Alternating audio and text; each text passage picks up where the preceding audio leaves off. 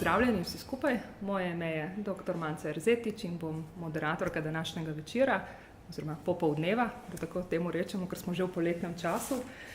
In najprej lepo pozdravljeni v prostorih Nove univerze, kjer deluje in ima sedež tudi Fakulteta za slovenske in mednarodne študije. Zato smo zelo ponosni in veseli, da gostimo pravzaprav humanistične korespondence in ta cikl tudi na naši univerzi in tudi posebno tej fakulteti, ki ima v samem temelju tudi slovenske in mednarodne študije srž humanizma.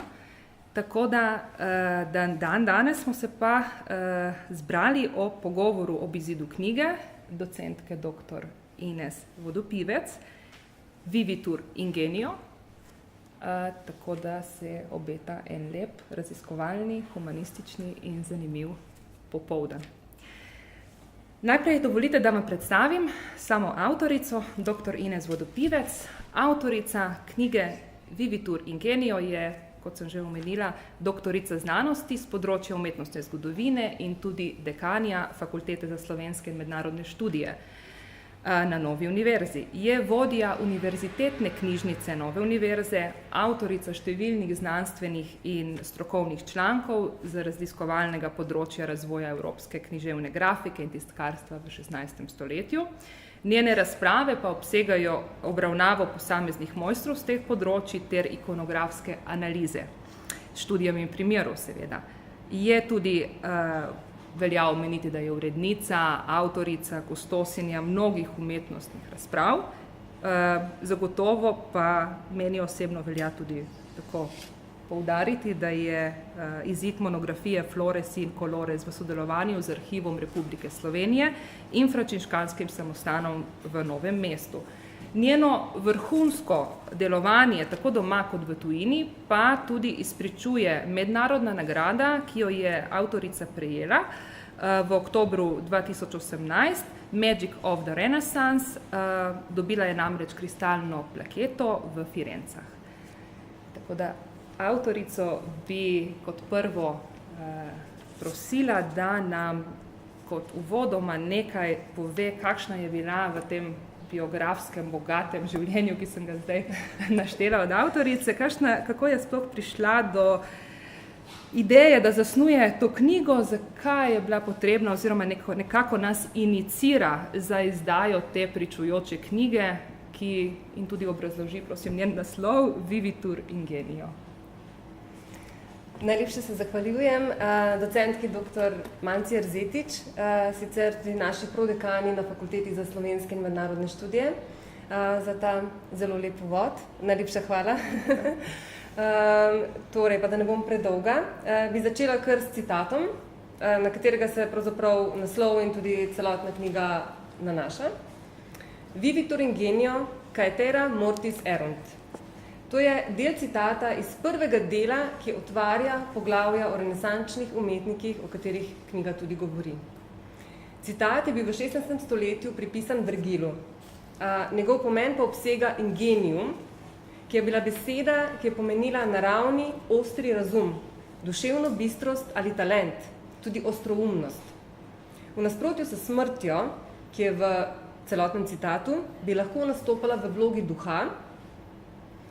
Seveda pa se v citatu v knjigi navezuje na genija, torej na izvorno ustvarjalnega človeka z najvišjimi duševnimi sposobnostmi. Citat je bil za knjigo zelo skrbno izbran iz nekaj razlogov. Govori o tem, da geniji živijo večno, da je vse drugo umrljivo. Knjiga je poklon neumrljivosti pravih genijev, mojstrov likovne umetnosti renesanse, ki jih knjiga opisuje. Citat govori o knjigah, ki so se ohranile sedaj že več kot pol tisočletja, se opravičujem. In citat govori o knjižnih delih, ki so po vsebini in po avtorjih tudi neumrljiva. No? Tako. Slednje je zelo pomembno, kadar govorimo o pisni kulturni dediščini 16. stoletja, v kateri je najti mogoče grafična dela, torej ilustracije in dekoracijo velikih mojstrov renesanse. Knjižna grafika namreč v skupnem imenovalcu združuje zapisano znanje ter mojstrsko obvladovanje v tistem času razmeroma novega sporočilnega medija, to je bil tisk. Dovolite mi, da se navežem tudi na sam termin knjižna grafika, ki ga delo v slovenskem prostoru pravzaprav na novo uvaja. Označuje pa v knjigah tiskane ilustracije in dekoracijo, torej ilustracije pa si naj bo to celostranske, polstranske, naslovne, dodane v besedilo ali tiskane kot samostojni grafični listi ter post festum uvezane v same knjige. Potem iniciale vseh tipov, od kadelnih do naseljenih, zoomorfnih, potem floralnih in vse ostalo. In seveda potem tudi okrasne letvice, okrasni okvirji in vsa ostala grafika, ki jo lahko v knjigah najdemo. Zakaj skupen termin? Razumeti moramo, da je v obravnavanem stoletju pomenilo okrasje v knjigi vse drugo kot danes. Da so zasnove za naštete knjižne grafike tiskarji in založniki naročali pri likovnih mojstrih in da so jih lahko tiskali na način visokega ali globokega tiska. Kar pomeni, da so morali zelo dobro načrtovati zrcala knjižnih strani, da so lahko potem grafike vkomponirali v sam tekst. Vkolikor so bile grafike le sorezi, so jih lahko tiskali hkrati z črkami v skupnem kalupu na prešo, torej na vzvod. Vkolikor je bila grafika bakrorez, so jo tiskali naknadno in so zato puščali prazne prostore. To je zahtevalo izredno preciznost, izredno natančnost in seveda tudi bistveno več časa in finančnih sredstev za izdajo ene knjige kot take. Pa bi morda tukaj v tem zaključila, morda še glede iniciacije.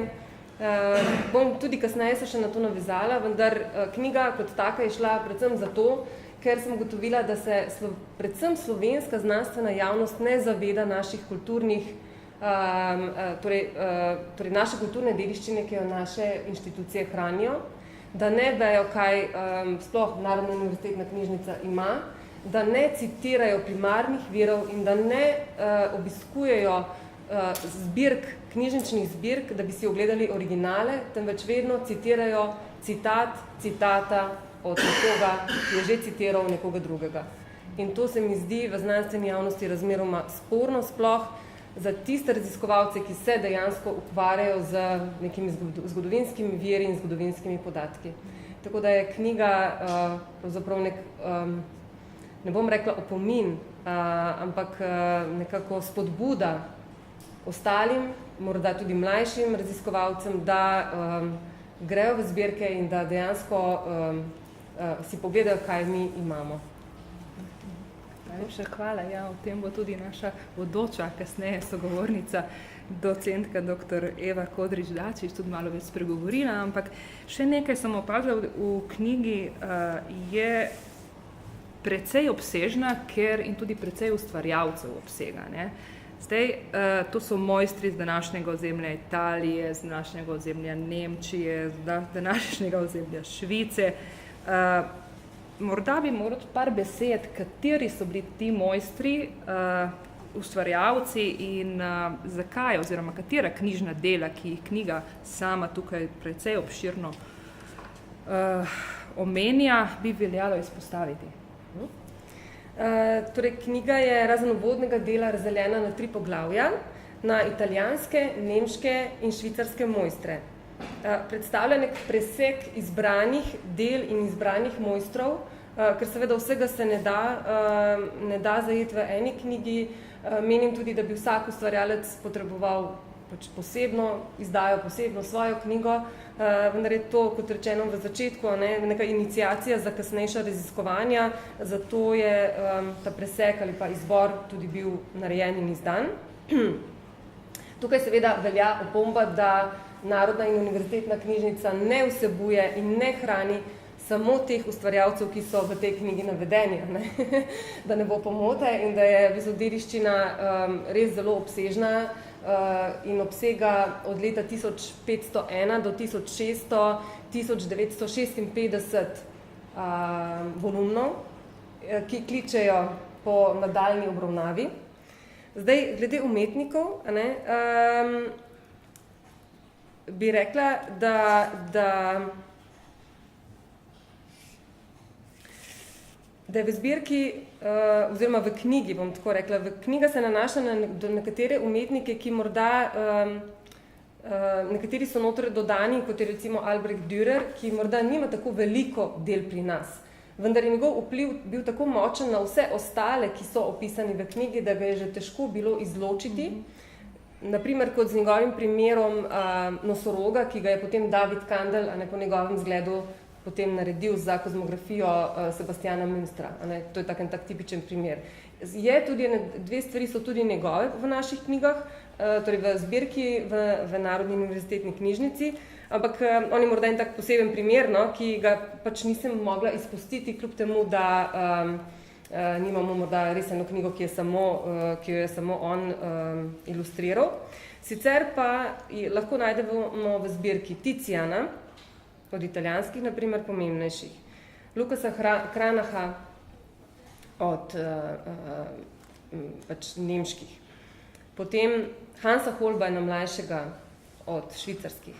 Zdaj tukaj švicarski, to bo spet debata, švicarski ali nemški, tukaj zdaj morda pustimo to ob robu.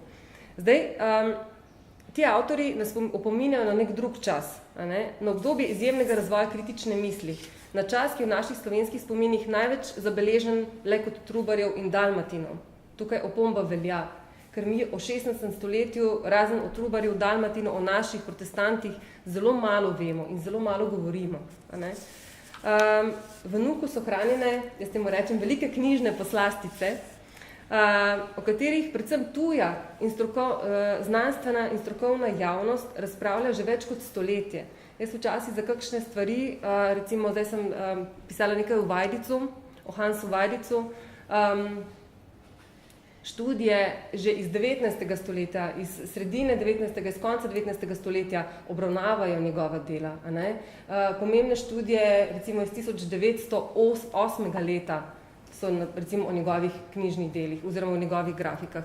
Pri nas niti ne vemo, da ga imamo. Torej, tuja znanstvena javnost se stoletje že ukvarja s temi mojstri, pri nas pa bomo morda sedaj malo bolje začeli.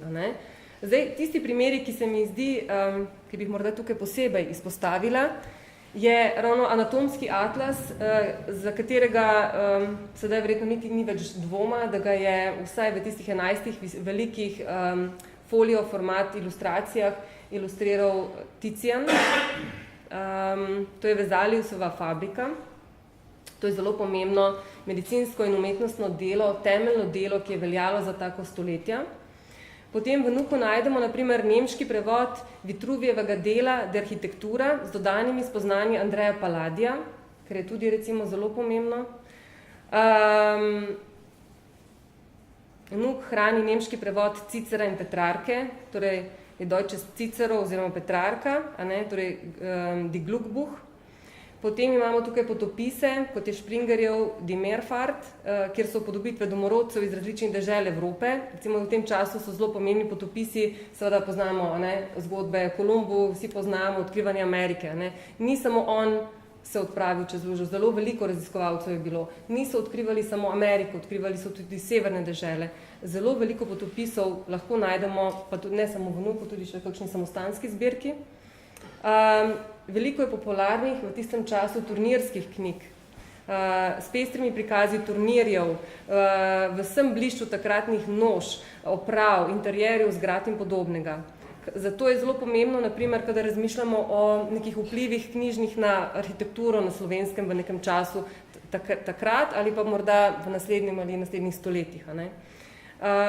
Potem imamo, naprimer, likovne priročnike, zdaj Vitruvijevo delo sem že omenila, imamo Kunst und Lehrbuchlin Hansa Sebalda Behama, ki ima natančne skice, kako naj umetnik nariše recimo obraz, konja in podobno, kar je spet potem, nekdo je v Sloveniji ali pa na tem območju uporabljal torej likovni priročnik in se je iz njega verjetno učil, ker bral ga večinoma ni, ker teksta ni tako veliko. No.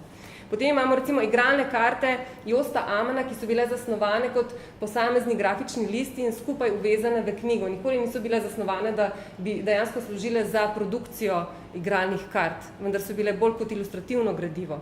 In seveda, kot sem že omenila, imamo kar nekaj izdaj kozmografije Sebastiana Munstra, kar je tudi potem, to je neka taka enciklopedija takratnega vsega znanja, ki so ga zelo veliko brali in zelo velikokrat izdali.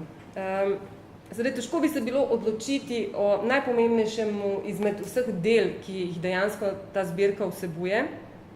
Morda bi res omenila, ker je tudi, veste, vsako likovno delo ima neke svoje specifike, ima svojo motivično zgodbo. Vsaka ima neko posebno zasnovo, ki jo potem delo obravnava.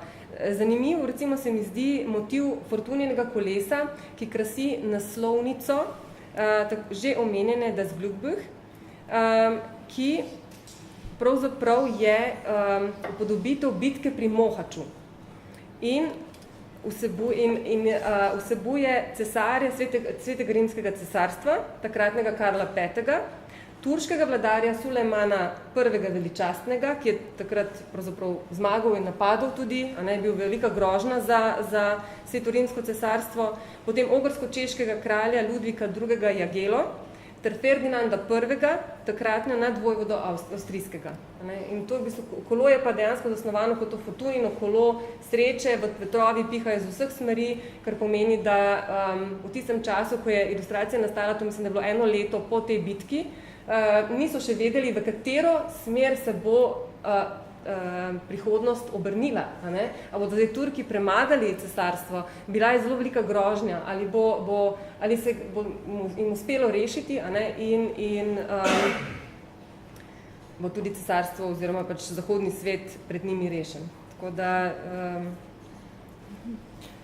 bi morda še, smem se še eno stvar? Ja? Rada bi govorila tudi o genijih, ki niso likovni. Zdaj, v Nuku seveda je veliko knjig, ki niso ilustrirane. Med njimi so filozofska, umetnostna, medicinska, pravna dela, zelo velika zbirka pravnih del, pa ne samo tam, tudi v mnogih samostanskih zbirkah. Farmakopeje, recimo, so bile v tem času zelo pomembne, pa tudi številne. Izjemno število je grških in latinskih del, Platona, Aristotela, Ovida, Vergila, Danteja, Petrarke in še mnoga druga. Tako da resnično je ta knjiga kliče in poziva vse raziskovalce, da nekako da pričnejo z obravnavo tega gradiva. Tako da, toliko. Hvala. Ja, hvala. Kot je že omenila avtorica, se ti mojstri pravzaprav razprostirajo ne samo na tisti poglavitnem stoletju, v katerega se obravnava nekako, ali pa imamo največ del, torej to je 16. stoletje, ampak sega že toliko in toliko prej.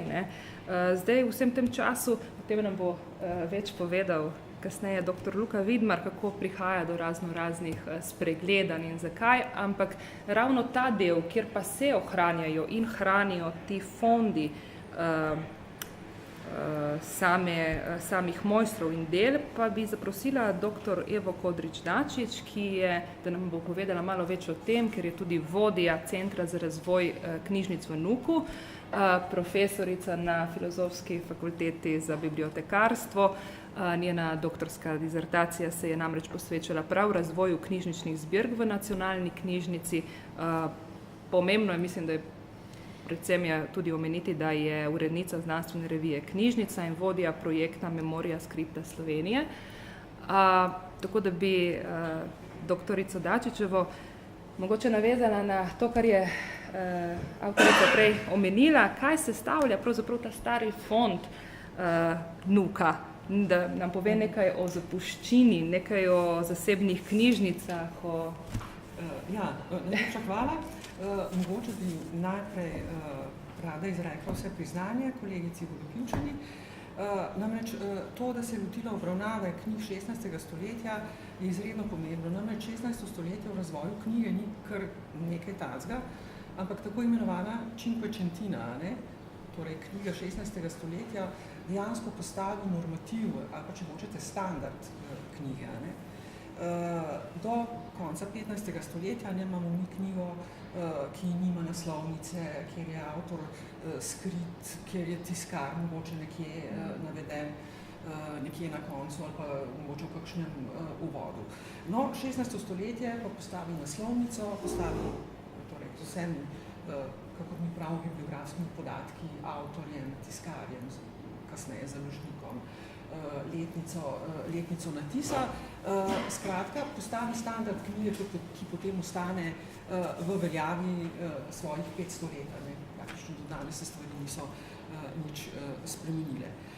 Moram reči, da je njena študija še posebej pomembna zaradi tega, ker je študij raziskav knjige, sploh zgodnejših oblik knjige, pri nas relativno malo. Ne. Žal so te stroke, te študije pri nas koč izumrle, no, in mogoče imamo prav umetnostnim zgodovinarjem, bolj kot bibliotekarjem, se zahvaliti, da je to področje ostalo aktualno. No, toliko o tem. Zdaj pa mogoče še to, odkot so zdaj ti fondi vnuk prišli, ne, mogoče nekaj čist osnovnih podatkov o tem, kako se je gradil knjižnični fond naše največje znanstvene knjižnice. Zdaj, ne vem, koliko vam je poznano, ne, ampak povod za ustanovitev naše takrat licejske predhodnice današnje nacionalne knjižnice je bil razpust jezuitskega reda. Ne. In potem leta 1974 se začne v Ljubljani, to je pravzaprav zdaj zelo aktualno, ustanavljati licej. In v tistih časih je bilo seveda nepojmljivo, da bi vi ustanovili visoko šolo, brez da bi ustanovili tudi knjižnico. Knjižnica je bila sestavni del. No, in takrat, ko se je ta licej ustanavljal, je bilo nekje mišljeno, da bo nalogo univerzitete, torej licejske knjižnice, vršila današnja semeniška knjižnica. No, ampak takrat so bile stvari že take, da jo je cerkev že zaprla in rešitev je bila preprosto ta, da se je ustanovila nova licejska knjižnica. V začetku seveda je ta fond skromen, prevzame ostanke knjižnice jezuitskega kolegija, ne, ki je pogorela, to je bilo cirka 700 knjig. No, in pravzaprav bi bile stvari precej slabe, če ne bi prišlo do jožefinskih reform. Mi vemo, ne, da je ena od teh jožefinskih reform bila tudi razpust samostanov, ki niso upravljali, danes bi rekli, mogoče družbeno koristnega dela. V Ljubljani, če si predstavljamo, v Ljubljano konec 18. stoletja je bila praktično polna samostanov. In v licejsko, nastajajočo licejsko knjižnico so prišle knjižnice iz mogoče začetka od Avguštinov, bosonogih Avguštinov, potem so bili torej cistercijanska knjižnica, pride iz Stične, iz Bistre dobimo knjižnico, zdaj je šlo in seliti iz Devina, skratka iz Kranjske. Zdaj, kako smo mi te knjige pravzaprav prevzemali? To je bil en vzorec, ki se potem pojavlja, ali pa mogoče je bil že prej znan. Knjižnica v pokrajini je dobila stvari, ki jih je potrebovala za študij. To je bil zelo pragmatičen pristop. Ne? Rečeno je bilo, vzemite vse, kar potrebujete za študij, ostalo je treba prodati. Najbolj dragocene stvari si je pa volila seveda knjižnica, torej dvorna knjižnica na Dunaju. To je tudi razlog, zakaj so recimo znameniti stiški rokopisi, ne, najlepši na Dunaju, ne pa naprimer pri nas. No, ta proces je tekel celo 80. leta 18.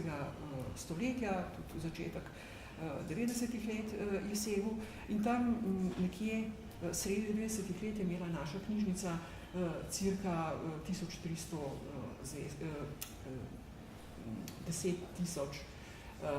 zvezkov, nekaj tazga, čez 10 000 smo segli. No, danes imamo nekje 2,5 milijona, nekje se ocenjuje. No, to je bila tista kritična masa, ko je bilo treba zaposliti bibliotekarja. Ne? In ko se zaposli strokovnjaka, ki začne stvari popisovati, takrat se začne tudi knjižnica lahko uporabljati, odpre se in takrat tudi zvemo, pravzaprav, kaj v tej knjižnici je. Sami viri osnovni, torej te samostanske knjižnice, seveda kažejo tudi na vsebino fonda, ki je bil v glavnem teološke, to so bile v glavnem teološke vsebine in v bistvu tisto, kar je pravzaprav po čemer je pravzaprav razsvetljenstvo že takrat stremelo in čemu je dajalo prednost, se pravi medicini, naravoslovju in tako naprej. Te fondi pridejo v knjižnico šele dosti kasneje, ne, šele z Zoisovo knjižnico, takrat se recimo prevesi ta humanističen del v bolj naravosloven, ampak seveda ne dokončno. No, zaradi tega pragmatičnega pristopa k formiranju fonda je morala knjižnica tam okrog leta 1800 prodati vse, kar ni bilo v interesu ali pa kar ni bilo v učnem programu liceja. In takrat knjižnica, to so bila prav navodila iz centralne študijske komisije na Dunaju, da mora odprodati knjige iz 15. stoletja, rokopise, ki se ne nanašajo na doboznanske zadeve. Ne? In takrat je bilo veliko stvari izločenih, mislim, da približno tretjina fonda je takrat prodana. Ne? No, ampak kar je ostalo, je seveda še vedno zelo veliko in zelo dragoceno. Zdaj, problem je v tem, da danes vi teh knjig seveda nekaj, ali pa lahko bi rekla, velik del jih je popisanih v Kobisu, ampak glede na to, ne, v kakšnih pisavah so napisani, kako so se jeziki razvijali, ne, so pravzaprav zelo težko najdljive. Tudi če so popisane, jih boste kot laik, pa to nisem laika, ne, tudi jaz sem laik v tem smislu, ne, čeprav zelo poznam načine iskanja, jih preprosto težko najdete. Še dodaten problem je ta, da NUK, tako kot nasploh slovenske knjižnice, nima predstavljenih svojih zbirk in svojih fondov. Bibliotekarji smo pravzaprav bom rekla, kar v zadnjem stoletju, zgubili to potrebo ali pa to možnost, da bi bili kustosi, tako kot so kustosi v muzejih ali pa tako kot so arhivisti, specialisti za določeno področje. In tega sploh nimamo. In čeprav recimo v NUK-u obstajajo popisi tako večine teh knjižnic iz samostanov, ki sem jih omenjala, originalnega fonda, ki ga je NUK prevzel, tako kot so popisi recimo velikih knjižnic, ki so bile kupljene, to moram posebej poudariti. Slovenija, torej Kranjska, je revna dežela. Velike knjižnice običajno nastajajo z donacijami, z volili bogatih plemičev, nič takega v Sloveniji. Mi smo stvari dobivali bodi si preko nakupa, bodi si preko takih državnih potez, kot je na primer ta Jožefa II, ko gre za razpust samostanov. No še enkrat, žal teh popisov, vsebinskih opisov teh korpusov velikih, ki jih ravno ni. In prav te popisi oziroma opisi bi omogočali lažji dostop do gradiva, ker bi vsak vedel pač, mi imamo 1900 enota, 16. stoletja, pač iz različnega področja. Ti fondi niso nikjer vrednoteni in to je ena od velikih pomanjkljivosti, tako NUK-a kot naše bibliotekarske stroke nasplošno. Ja. A bi se smela sam še napisati? Lahko. Ja, se popolnoma strinjam z vami, docentka dr. Kodrič Dačič. Namreč moram eno stvar povedati, da tudi sama, ko sem začela z raziskavo, pač nisem vtipkala normalno v Kobis, ko bi ti reče v vsaki splošni knjižnici, ja ste pogledali na Kobis, kje ta knjiga stoji, ampak sem šla dejansko v zbirko med police in sem šla od prve do ta zadnje, po numerus curens, je 16, ni 16, je 16, ni 16, sem jih jemala iz police, odpirala, pregledovala in pravzaprav upala za vsako novo knjigo, ki sem jo vzela v roke, da je pa morda 16. stoletje. In seveda, ko sem našla 16. stoletje, 1500 in tako dalje, torej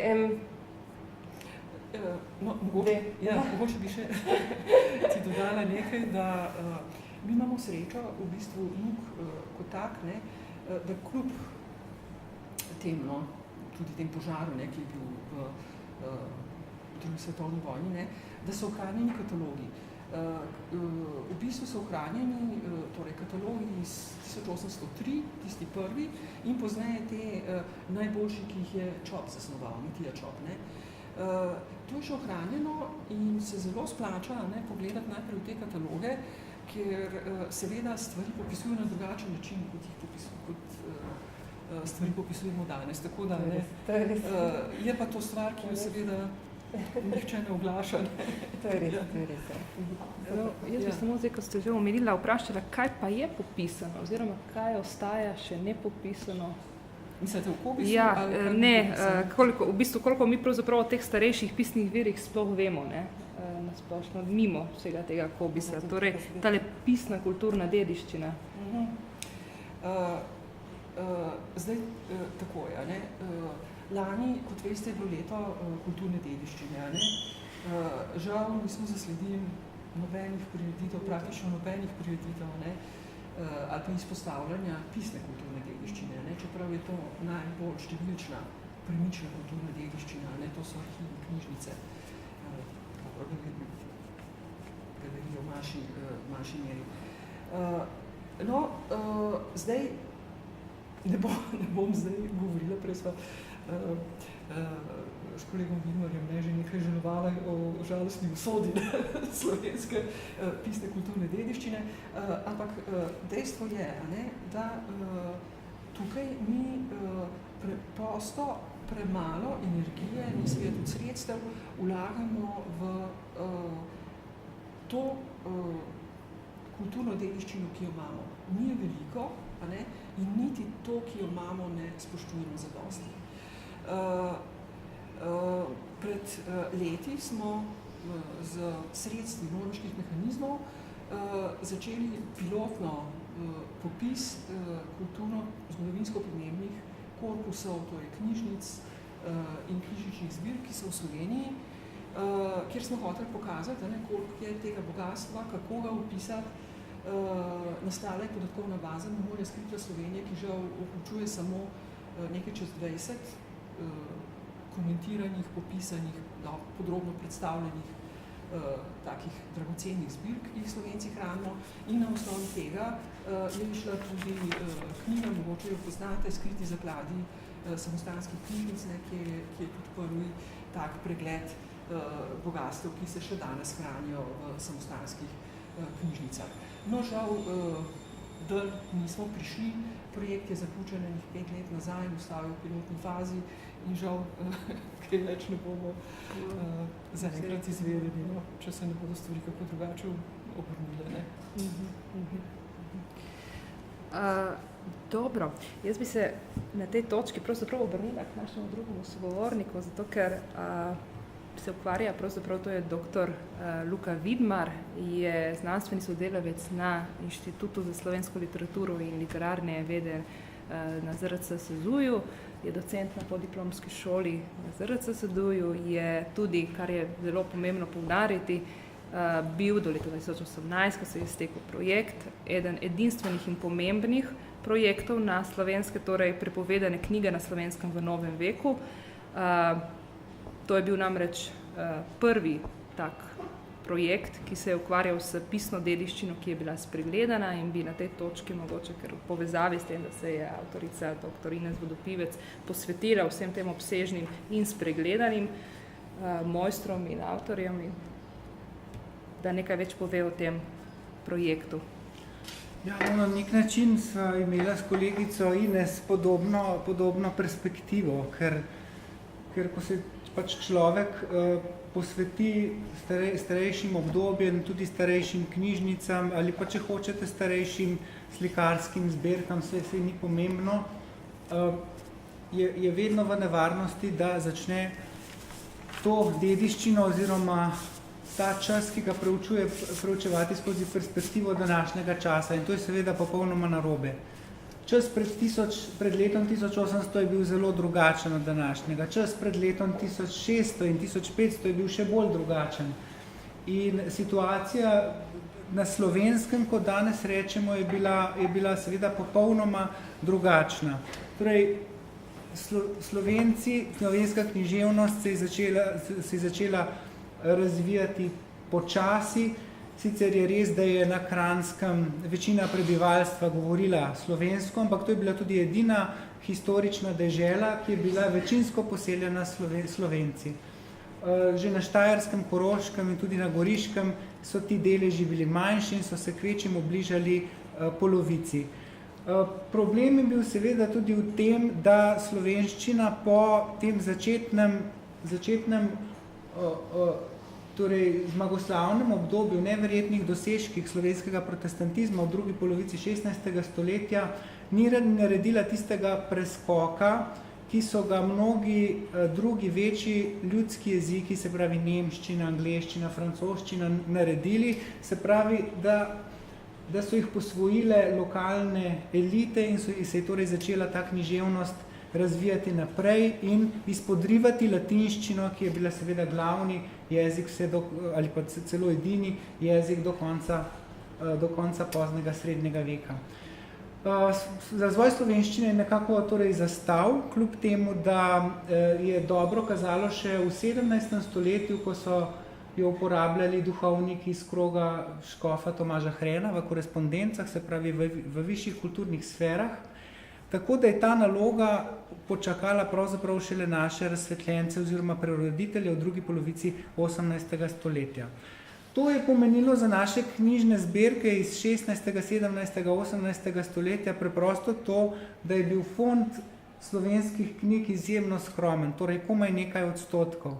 Torej, če si predstavljate, in to celo v času slovenskih protestantov, če si predstavljate knjižnico Žige Zoisa, ki je danes lepo ohranjena večinoma v Narodni univerzitetni knjižnici, celo v njegovi knjižnici pa je baron sistematično zbiral sloveniko, torej je težil k temu, da zbere popolnoma vse, kar je bilo natisnjenega v slovenskem jeziku. Celo v njegovi knjižnici slovenske knjige dosegajo komaj kakih 4%. In te odstotki so začeli skratka rasti šele seveda v 19. stoletju, ko je slovenščina začela prevzemati oziroma počasi prodirati v sfere, ki jih je jasno imela v kulturnem in intelektualnem življenju nemščina. Za naše starejše literarne zgodovinarje, bibliotekarje, zgodovinarje, sjajne raziskovalce, kot so bili Alfons Span, August Pirjevec, Jaro Dolar, vsi so bili velikokrat povezani z Narodno in univerzitetno knjižnico, so tam delovali, je bilo seveda najpomembnejše raziskovanje slovenske književnosti, kar je razumljivo, kajti ta je seveda konstitutivna v procesu izoblikovanja modernega slovenskega naroda konec 18. in na začetku 19. stoletja in v času njihovega življenja in raziskovanja je ta proces pravzaprav še potekal in se je končal z ustanovitvijo seveda samostojne slovenske države. Danes imamo pa problem, ker so seveda ti raziskovalci so se osredotočali na slovensko književnost, so pa dobro poznali tudi tujo književnost, ki je bila pomembna za nas, ampak ta dediščina nemških, latinskih knjig, ki so oblikovali naše intelektualne elite v 16., 17. in 18. stoletju, so izpadle iz raziskav in jih današnji raziskovalci pravzaprav slabo poznajo, jih slabo poznamo, oziroma jih moramo, kakor je pač kolegica Ines Vodopivec Stojila, odkrivati na novo. Torej, to so te stare samostanske knjižnice, stare grajske knjižnice, kolikor so še ohranjene, nekatere pač lahko rekonstruiramo samo skozi zapuščinske inventarje, nekatere lahko rekonstruiramo skozi popise, ki jih je omenjala dr. Eva Kodrič Dačič in tako naprej. In nekatere so pa seveda še vedno na mestu, kakor mnoge frančiškanske in kapucinske knjižnice, ki so pa v zelo različnem stanju. Nekatere so lepo urejene, recimo frančiškanska knjižnica v Kamniku. Vi me boste spomnili, kdo jo je uredil, morda je bil kolega Dolar ali pa ne, gospod Dolar jo je uredil, izgledno. Nekatere knjižnice so pa praktično takšne, kakršne so jih pustili zadnji bibliotekari. To pomeni pa, da je to stanje zelo kako bi rekel, žalostno, jasno, današnje samostanske skupnosti, redovne skupnosti teh knjižnic ne rabijo, to so praktično muzejski eksponati, ki jih nihče več ne bere, tako rekoč pravzaprav čakajo samo na raziskovalce, ki jih te knjige ali pa ta pisna dediščina zanima. In problem je seveda, kdo naj za te knjige skrbi, kdo naj jih uredi, kdo naj naredi moderne kataloge in seveda na koncu tega procesa pravzaprav kdo bi jih lahko upisal celo v Kobis, tako da bi jih marsikdo drug našel. Torej, jaz sem se začel s temi problemi ukvarjati pravzaprav zaradi tega, ker me je zanimalo vprašanje oziroma odgovorno vprašanje, kako se je protestantska književnost ohranila skozi obdobje 17. in 18. stoletja, ki sta bili seveda katoliški stoletji do tolerančnega patenta Jožefa II. In s tem je bilo seveda povezanih nekaj mitov, med drugim ta, da so uničevali vse slovenske protestantske knjige, razen Dalmatinove Biblije ali Bohoričeve slovnice, pa še zato so nekateri raziskovalci trdili, da se je Dalmatinova Biblija uničevala, kar seveda ni res. No in ko sem raziskoval te stare knjižne fonde, v katerih je bilo slovenskih knjig, kako rečeno, bolj za peščico, se je izkazalo, da so ti fondi obsegali oziroma da obsegajo velikanske količine prepovedane literature, v veliki meri seveda protestantske literature, jasno večinoma latinske in nemške, in pa seveda še kup drugovrstnih knjig, bolj moralno spornih, politično spornih, torej ne samo protestantskih. Torej se mi je postavljalo samo po sebi vprašanje, zakaj so te knjige preživele, kdo jih je bral, kako so prišle do nas in pravzaprav kakšen je bil način sprejemanja in kroženja teh knjig, ki po pravilih cenzure tedanje niti ne bi smele torej obstajati ali pa bi morale obstajati v veliko manjšem številu. Tako da rezultat je bil nekako podoben, kakor v tem knjigi, izrisala se je neka samoumevna vpetost našega prostora v prostor evropske knjige, ne glede na jezik. Se pravi, ne glede na jezik, seveda so pa prevladovale tukaj latinske, nemške, tudi italijanske knjige, ampak predvsem pa bi rekel torej latinske in nemške knjige, kar se pokaže torej tudi v tvoji knjigi. Ja, to je zanimivo, kako lahko te politične tendence večkrat vplivajo ravno na razvoj. Ja, gospoda, če se hotela povedati. Samo nekaj bi dodala. Ta fenomen domnevne cenzure, ki naj bi bila popolna, to je ena od predstav, ki nima pravzaprav nobenih praktičnih osnov. Jaz se nisem tako ukvarjala s cerkveno cenzuro, kakor sem se ukvarjala z državno cenzuro tukaj v preavstrijskem cesarstvu cirka 1754 naprej, ko izide prvi seznam prepovedanih del strani takratne Marije Terezije, tako rekoč. In stvari so vedno prepovedane samo do določene mere, pri tem, da knjige, ki so prepovedane, ki so v celoti prepovedane, nikoli niso uničene, vsaj ne v celoti.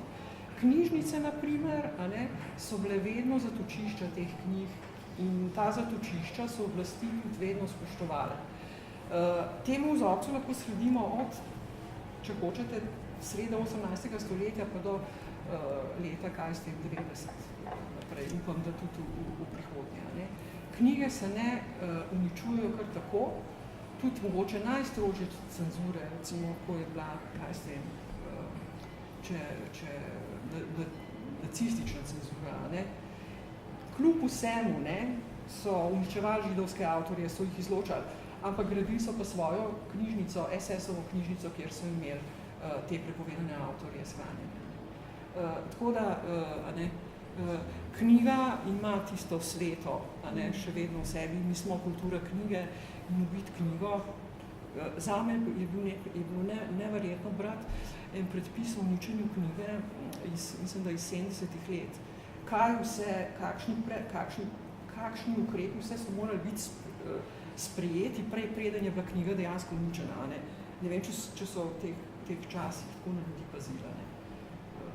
Skratka, se upravičujem. Ja, to se popolnoma strinjam. Jaz bi pa samo še to dodal k temu, da je današnji problem, če smo lahko malo aktualni, pa mi je žal, da tako malo pesimistično tole, ta naša okrogla miza izgleda, ampak ni danes problem samo v tem, da težko razumemo preteklost, ki je bila torej v smislu te kulture izrazito nadnacionalna in vseevropska. Problem danes je pa potem, ko se je ta naš proces narodne izgradnje iztekel ali pa vsaj dosegal samostojno državo, da nastaja zdaj nov problem tudi varovanja ali pa spoštovanja tudi samo slovenske ali pa torej, slovenske pisne dediščine, ki je pač le konstitutivna in torej, da omenim samo par problemov, torej ne izgradnja Narodne in univerzitetne knjižnice 2, ali pa tudi to, da recimo Narodna in univerzitetna knjižnica, pa to seveda ni kritika gospe dr. Eve Kodrič-Dačič, s katero se strinjava glede tega, da premalo poudarja konstitutivne zbirke naše Narodne in univerzitetne knjižnice, da se torej ne zna postaviti z Zoisovo in Kopitarjevo knjižnico, ki nista le knjižnici, torej nista le zbirki tiskov, ampak sta tudi zbirki dragocenih slovenskih kodeksov in rokopisov in nista evropsko, ampak sta svetovno pomembni. Ta slovenska nezmožnost prepoznanja nekih pomembnih stvari je zaskrbljujoča. Če boste danes šli v pomembne državne, nacionalne knjižnice, pa tudi ne nacionalne, lahko tudi v najpomembnejše knjižnice, recimo ameriških zvezdnih držav, recimo v Columbusu, se bo vsaka knjižnica najprej postavila s posebnimi zbirkami, v Ameriki bo rekel special collections, in se bojo postavili točno s temi zbirkami, kot sta recimo Zoisova in Kopitarjeva. V Washingtonski kongresni knjižnici bo na ogled najprej torej pod corpus separatum knjižnica Thomasa Jeffersona. In celo v Mariboru so postavili kot posebno zbirko knjižnico generala Maistra, kar se mi zdi popolnoma pravilno. In to jaz občutim tudi kot en problem. Jaz bi se tukaj tudi morda navezala.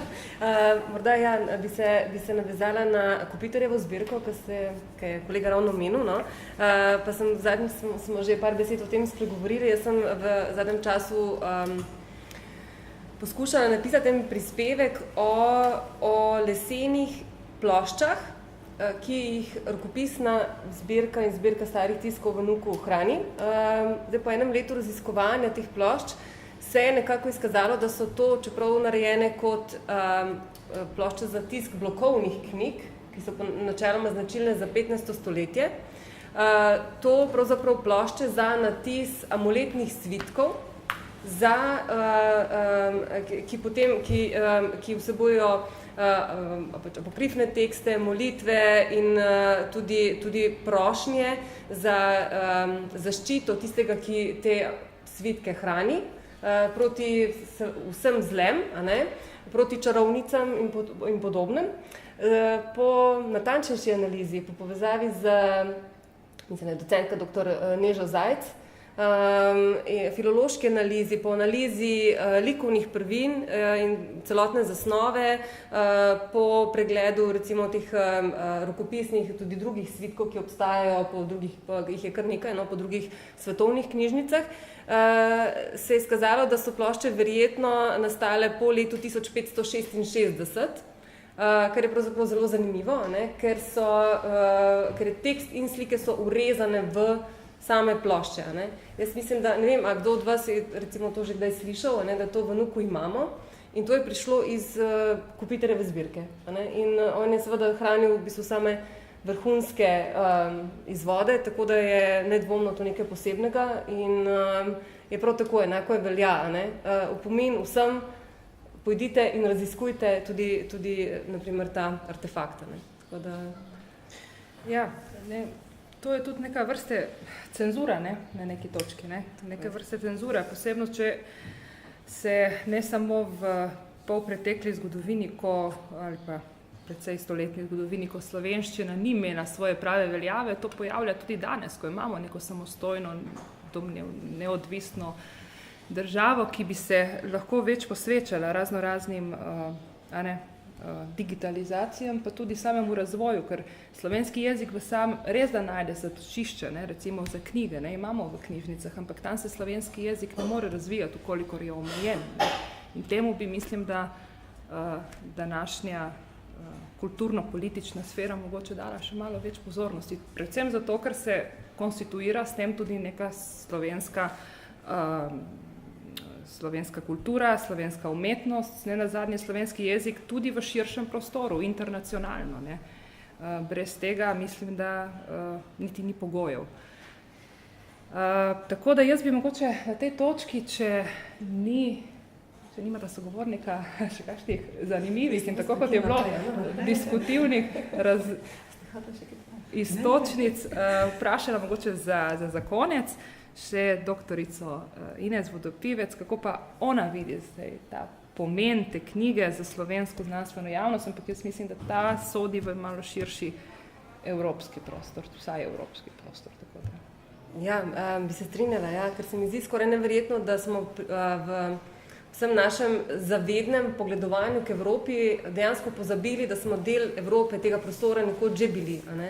In morda bi veljal razmislek o tem, da se pridružimo velikim evropskim iniciativam, kot je recimo iniciativa Nemške nacionalne knjižnice, torej Bayerische Staatsbibliothek, pa potem drugih, recimo sicer res bolj nemško govorečih, da se združujejo v projektih digitalizacije in na skupnem portalu, recimo to je VD16, objavljajo digitalne kopije tistih del, ki jih določene knjižnice hranijo, pa ne recimo samo v Nemčiji, ampak potem tudi v Švici, v Avstriji in posod drugot. Tako da na enem mestu lahko dobiš digitalne objekte iz različnih, na neki zapis, torej to, kar ste omenila, da je težko najdljivo, ampak tam recimo po avtorjih iščeš Cicera in ti vrže ven pravzaprav celotno produkcijo njegovo iz vseh držav, ki so seveda se recimo projektu priključile. Tako da možnosti so, možnosti za naše nadaljne predstavitve, tako kot ste rekli, recimo predstavitve zbirka, pa morda ne samo v slovenščini, ampak tudi v drugih jezikih. Da se nekako, da pokažemo, da konec koncev smo vedno bili del Evrope, pa morda ne drugim, ampak nam samim. Ker mislim, da tukaj je predvsem tukaj manjka to zavedanje. S tem bi jaz morda kar zaključila. Hvala, morda bi občinstvu dali še kakšno besedo, kakšno vprašanje, če ima.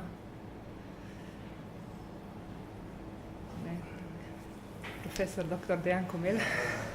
Najprej seveda iskrene čestitke avtorici, ki nima samo te zasluge, da nam je predstavila knjigo z odličnim gradivom, ampak kot smo videli preko te diskusije zdaj, je posredno s tem tudi odprla pravzaprav krucialne probleme, ki zadevajo humanistiko na Slovenskem, predvsem pa ključni predsodek glede humanistike, češ, da je to samo napol znanost in tako naprej, ki seveda pogojuje marsikaj in med drugim tudi v seveda število projektov, torej raziskovalnih možnosti na tem področju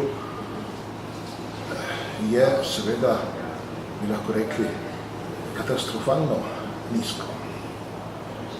Da ne omenjam že omenjene neizgradnje NUK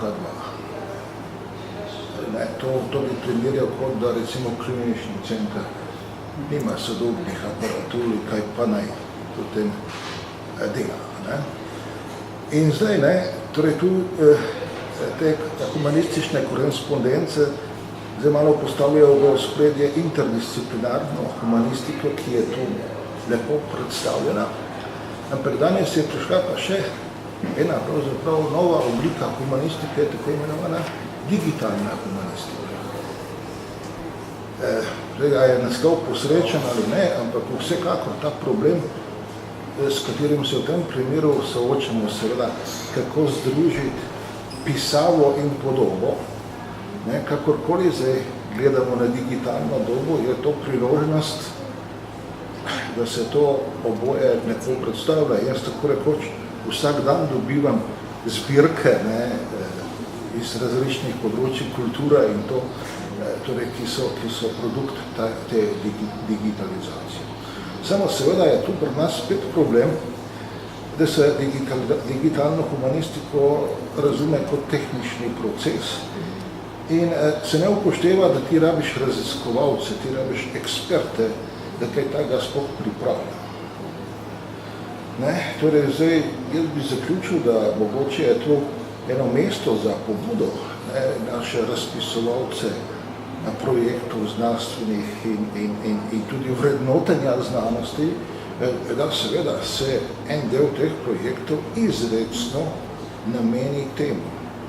Torej, ker mislim, da v tem času po osamosvojitvi sta bile dve področje, in to je kulturna dediščina in naravna dediščina tistih, ki sta nasrkali v raznih ozirih, torej, da se je dajalo seveda prednost nekaterim oblikam, ki ne vemo v prihodnosti niti kakšne koristi bo imela Slovenija od njih. Torej, tu bi pa imela Slovenija korist že to, da ima tako ime, kot da ima. In seveda, še to bi opozoril drugi jeziki in slovenščina. Torej, meni se zdi to zelo pomembno, da so bili na tem prostoru v preteklosti celo kot prevladujoči tudi drugi jeziki in to. Kajti to kaže na neko duhovno dejavnost, ki je bila in ki se je, vse po tistih spričevalih, ki jih imamo, kot je protestantski slovar, kot je slovar Brežinskih spomenikov, se je prenašala v slovenščini. In tega mi ne preučujemo. Torej, tu bi bilo seveda, in še posebej zdaj, ko smo uradni del Evrope, to ne bi smelo biti ovira, kot je bilo v preteklosti zaradi mogoče narodne orientacije. To je za komentar. Najlepša hvala. Ja, to je bistven poudarek oziroma osnova sploh za ves nadaljni razvoj, tako same umetnosti kot jezika in slovenskega jezika in tudi humanističnih korespondenc in interkulturnih povezovanj. V tem tednu bojo potekale in tudi v malo podaljšanem tednu bojo potekale kar še mnoge debate in pogovori, tako da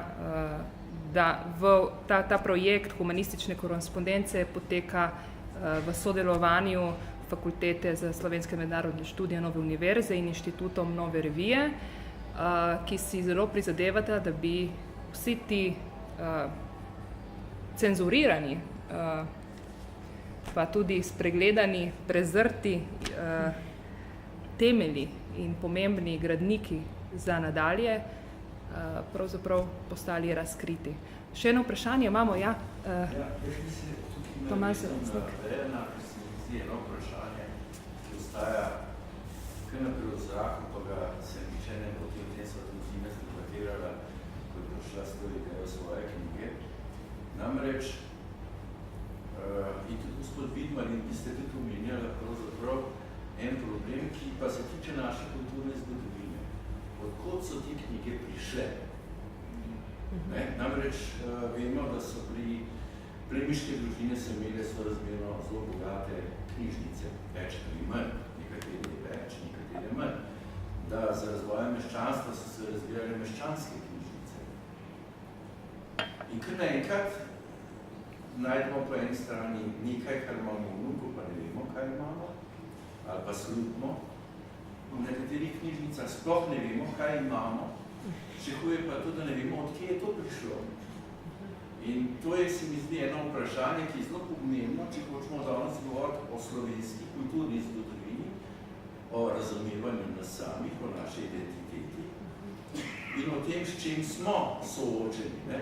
Me zanima to vprašanje, ker konkretno poznam en primer, da v eni od arhivov v Sloveniji enostavno ne vejo, odkje imajo določen nabor literature. Ali, kar je pravzaprav še huje, ne povedo, odkje je to prišlo tja. Razumete me, da govorimo o obdobju po drugi vojni. Samo to, če mi lahko mogoče en komentar. Hvala lepa. Ja, najlepša hvala za vprašanje. Bom zdaj začela, pa bi potem vam predala. To vprašanje, oziroma ta vidik, ki ga pravzaprav delno knjiga tudi zanemarja, moram kar priznati, mislim na to vprašanje, oziroma ta vidik me je tudi kolegica doktor Kodrič-Dačičeva opozorila. Je pa res, da se mi zdi, da bi potreboval svojo lastno knjigo, absolutno. Glede provenienc bi morda povedala lahko, da so knjige k nam prihajale iz takratnih največjih tiskarskih mest. To pomeni Benetke, Basel, Zürich, Augsburg, München, Stuttgart, potem Frankfurt, recimo, zelo veliko knjig. Zanimivo, malo jih je iz Rima in Firenc, če tudi ste bila dost močna centra. Nekaj malega jih imamo recimo iz Dunaja tudi. Dosti jih je iz Francije, recimo, čeprav so to v tej publikaciji recimo izločene, no? Nekaj bo treba eno mejo narediti. Tako da provenience so zelo bogate. Pravzaprav ne vem, ali če manjka tiskarski center, ki je bil v tem stoletju, kjer je bilo dejansko aktivno delovanje, da ga pri nas ni zastopanega. Ampak to so seveda provenience knjig. Zdaj, morda predajam žogico vam, zdaj odkje, v tem smislu, to ste mečem že omenjala. Provenienca fondov nasploh je postala zelo taka sredična tema. Ampak to zdaj bom govorila samo o provenienci, raziskovanju provenience, ki se nanaša na recimo obdobje od leta 1939 naprej. No, ampak mogoče, če začnem z tem obdobjem, ki ga Ines obravnava, tako je, ne? Jasno je, da bi nam provenienca teh del, deloma se vidi že po tisku, povedala, na kakšen način so k nam prihajali vplivi. To je preprosto. Je pa po drugi strani tudi res, da mogoče se vam zdi, da evidenc ni, pa evidence so. Zelo veliko je zapisanega, ker to je pa en refleks bibliotekarjev, da takoj, ko stvar pride v knjižnico, se zelo natančno popiše. Kje so te popisi, je pa seveda problematično in včasih treba kaj najdeti. Zdaj, če grem na novejše obdobje, prav lani jeseni, bolj že po zimi, je ZRC SAZU organiziral posvetovanje o provenienci fondov v Mariboru. V glavnem so bili spet nosilci umetnostni zgodovinarji, ampak so povabili tudi nas druge in seveda je bila v centru druga svetovna vojna in dogajanja po njej. In moram reči, da v NUK-u so te evidence zelo dobro ohranjene in da se da vsaj do določene točke zelo dobro slediti usodi knjig. Zdaj mogoče, ko ste mi rekli, ne veste, odkje je kakšna stvar prišla, včasih so bile stvari zelo komplicirane. Konkretno so se spomnila na knjižnico Henrika Thume, ki so jo pravzaprav Nemci zaplenili. Potem so dediči nemškim oblastem razlagali oziroma rekli, da je tako imel namen zapustiti v Celjski, torej študijski knjižnici današnjemu NUK-u, ampak potem je ta knjižnica pa pristala v SAZU-ju, v Gorici je zdaj, če se ne motimo. To so zelo hecne poti, kako je kakšen fond kam zašel. Recimo ena od zelo zanimivih knjižnic, ki je samo v fragmentih sem uspela slediti, je bila knjižnica Gormirja Kreka. Zanimiva zaradi tega, ker je Gornji Krek, pravnik in glasbenik, mogoče kaj podrobneje pozna, zbiral prve znanstvene študije z področja seksologije. To je bilo nekaj neverjetnega. To je pač ta inštitut za seksologije iz Berlina, kjer so se tudi začele te nacistične čistke, ta znamenit požig knjig v Berlinu, se je začel prav ta na inštitutu za seksologijo in mi smo dejansko s to knjižnico, ki je bila zaplenjena med drugo svetovno vojno, to gradivo dobili in ga seveda skrili, ker je bilo tako nemoralno za Slovence še posebej. Zdaj takrat, ko sem jaz dobila te stvari v roke, sem upala, da bo ostalo, saj tisti korpus skupaj, pa zdaj niti ne vem, a so ga pustili tako, kot je bil na mestu, a so mogoče vse razparcelirali pa dali v skladišča. Ja, tukaj ima bibliotekarska veda kar nekaj grehov, da ne bo skrbela. Vi seveda ste hoteli slišati kaj o Federalnem zbirnem centru, če se ne motim, o Federalnem zbirnem centru.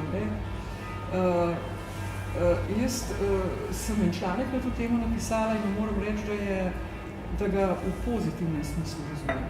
Federalni zbirni center kot tak je bil tisti, ki je poskrbel za vse, kar za knjige, ki so bile pač bodi si zaplenjene, bodi si raznešene, raztresene. In ko so stvari prišle, jaz poznam za osrednjo Slovenijo, ko so prišle v so bile dejansko popisane, tako da se je saj font ohranil. Kaj se je potem s tem knjigami dogajalo, potem ne bi, ampak... Izhod, vir, od koga so prišle, ta pa ni zabeležen. Absolutno je zabeležen. Je zabeležen. Jaz bi samo o starejših obdobjih sam nekaj rekel, ko ste ravno vprašali, sam da nakažem problematiko, se je preobširna, ampak torej zavedati se moramo, da so bile te družbene elite izjemno mobilne.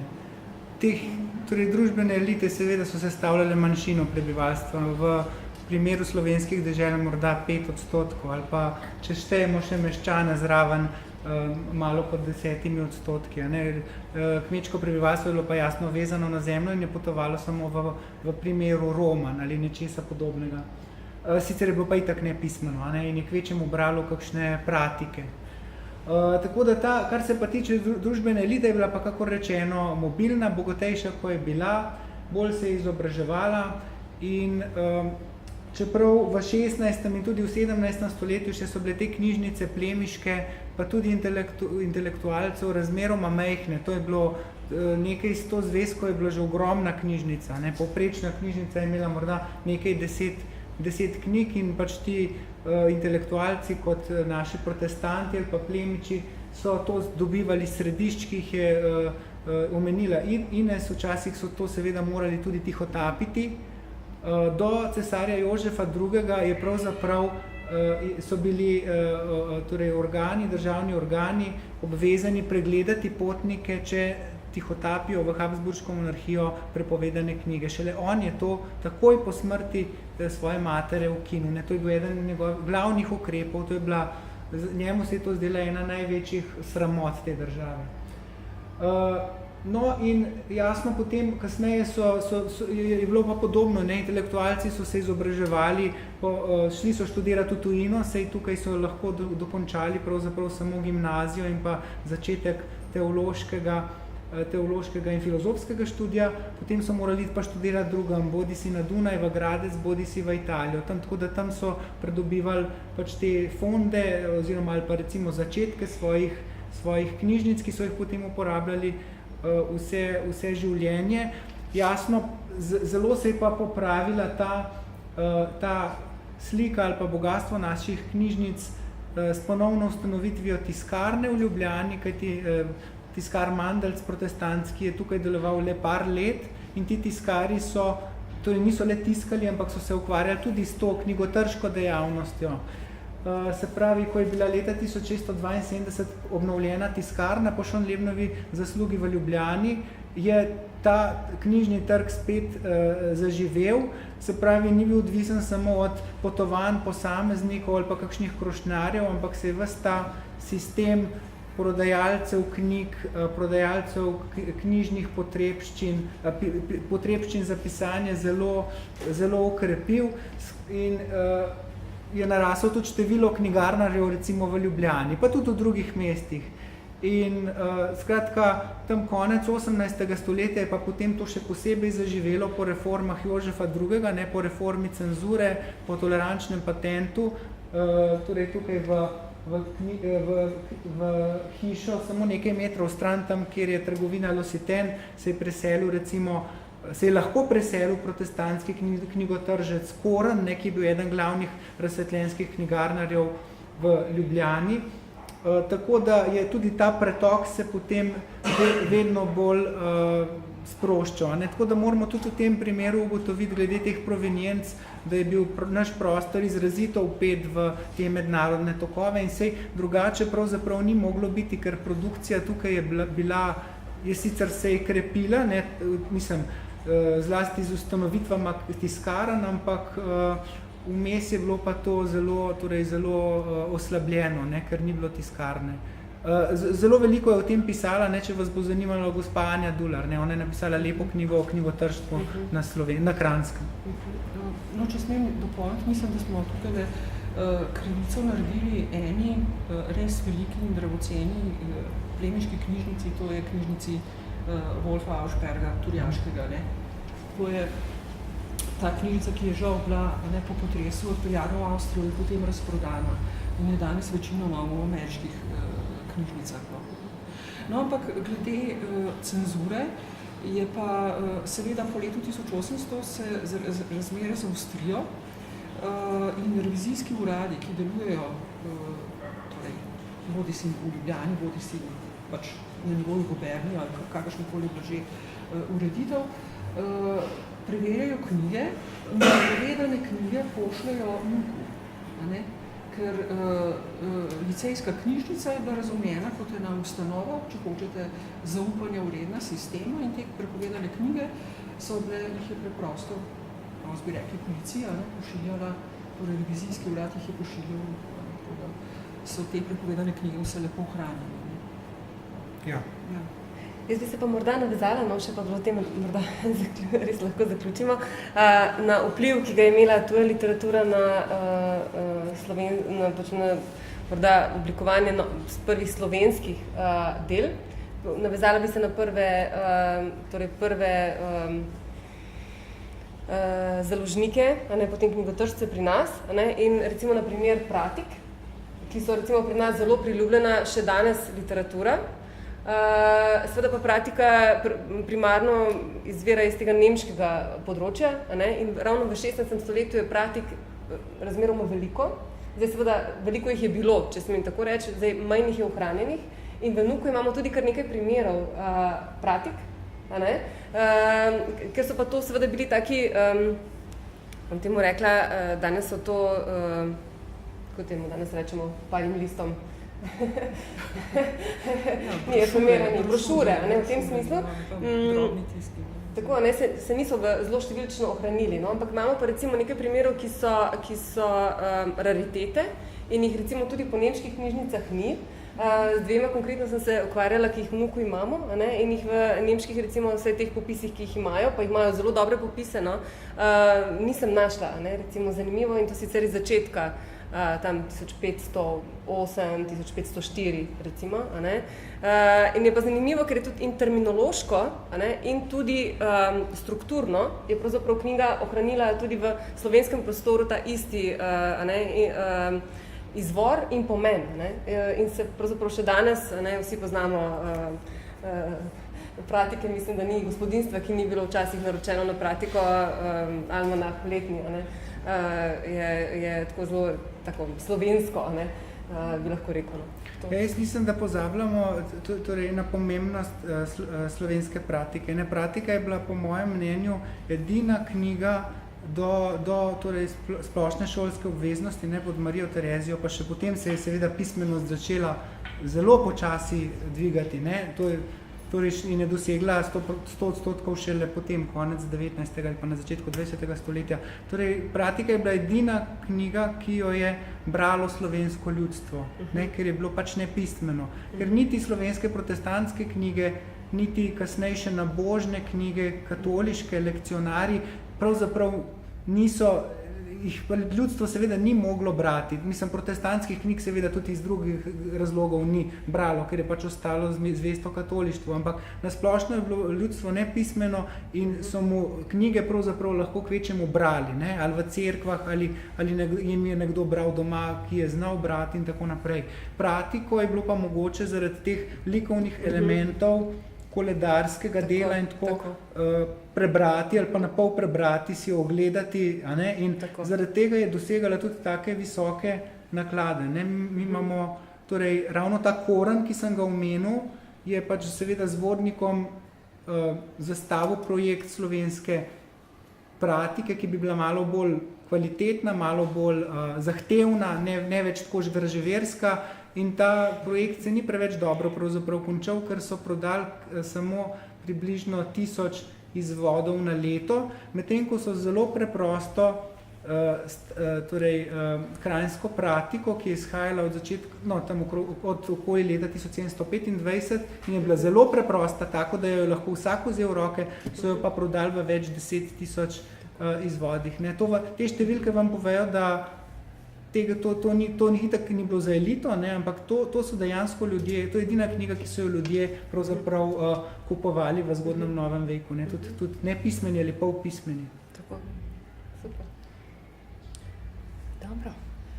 Najlepša hvala za današnjim gostom oziroma sogovornikom, predvsem dr. Ines Vodopivec za to izvrstno knjigo, ki bo zagotovo še brana v širše na slovenskem in drugih prostorih, dr. Evi Kodrič-Dačič in dr. Luki Vidmarju ter vsem, ki ste se danes udeležili. Hvala.